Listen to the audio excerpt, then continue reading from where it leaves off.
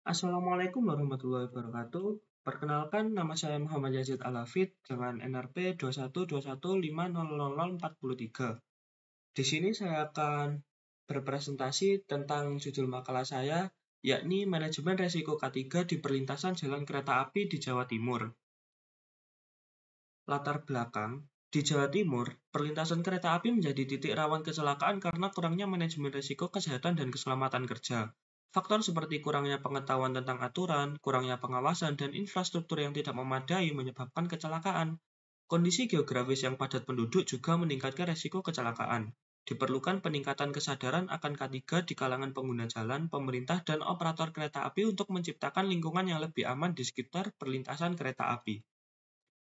Tujuan, manfaat, dan batasan masalah. Penelitian ini bertujuan untuk mengidentifikasi resiko K3 di perlintasan jalan kereta api di Jawa Timur, serta menyarankan strategi manajemen risiko guna mengurangi angka kecelakaan.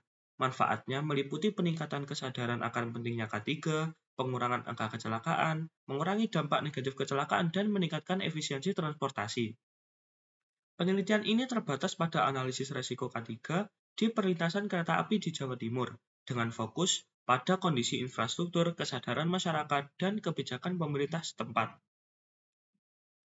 Dasar hukum yang digunakan dalam penelitian ini yakni Undang-Undang Nomor 23 Tahun 2007 tentang Perkeretaapian, Peraturan Menteri Perhubungan Nomor 36 Tahun 2011, serta Peraturan Menteri Perhubungan Nomor 29 Tahun 2011. Teori terkait dan data. Dalam manajemen risiko K3 di perlintasan jalan kereta api, beberapa teori yang relevan untuk dipertimbangkan adalah sebagai berikut. Yang pertama adalah teori kesalahan manusia, Human Error Theory. Teori ini mempertimbangkan faktor-faktor manusia yang dapat menyebabkan terjadinya kecelakaan seperti kelalaian, kurangnya pengetahuan, atau kegagalan dalam mematuhi prosedur keselamatan. Teori yang kedua yaitu teori kontrol bahaya, Hazard Control Theory. Teori ini fokus pada identifikasi dan pengendalian bahaya yang ada di perlintasan jalan kereta api, baik dari segi infrastruktur, teknologi, maupun perilaku manusia. Berdasarkan data dari Polda Jawa Timur, terjadi peningkatan signifikan dalam angka kecelakaan di perlintasan kereta api pada tahun 2022. Jumlah kecelakaan pada 2022 terdapat 175 kasus, meningkat 21,5% dari 2021 yaitu 144 kasus.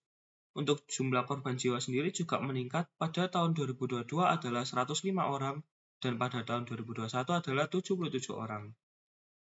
Analisa dan pembahasan. Yang pertama yakni identifikasi resiko.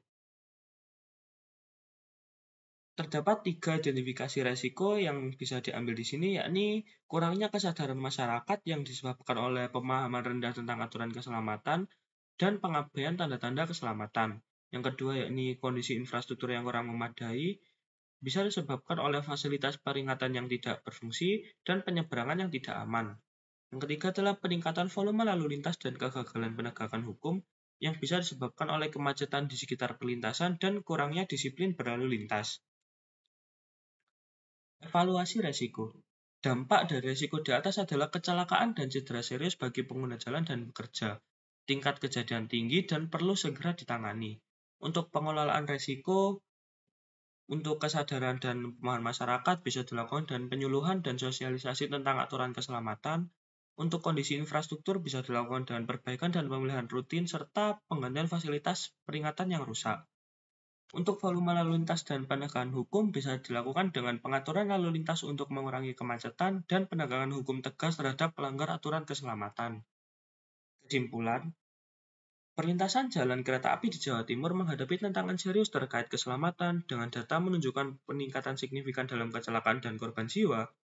Resiko utama termasuk kurangnya kesadaran masyarakat tentang aturan keselamatan, infrastruktur yang kurang memadai, dan peningkatan volume lalu lintas tanpa penegakan hukum yang efektif.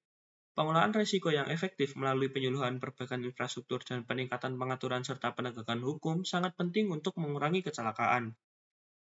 Saran, untuk melakukan program penyuluhan dan sosialisasi bisa dilakukan dengan meningkatkan program edukasi tentang aturan keselamatan di perlintasan kereta api melalui kampanye, spanduk, dan sosialisasi langsung. Untuk perbaikan infrastruktur bisa dilakukan dengan melakukan perbaikan dan pemeliharaan rutin infrastruktur perlintasan, termasuk penyeberangan dan fasilitas peringatan. Untuk pengaturan lalu lintas, bisa dilakukan dengan memperketat pengaturan lalu lintas di sekitar pelintasan dengan rambu yang jelas, dan pengawasan ketat untuk mengurangi kemacetan dan meningkatkan keamanan. Untuk penegakan hukum sendiri, bisa dilakukan dengan meningkatkan penegakan hukum terhadap pelanggar aturan keselamatan dengan patroli rutin dan tindakan tegas untuk mengurangi perilaku berisiko. Baik, sekian yang bisa saya sampaikan. Bila ada salah kata, mohon maaf. Saya tutup. Wassalamualaikum warahmatullahi wabarakatuh.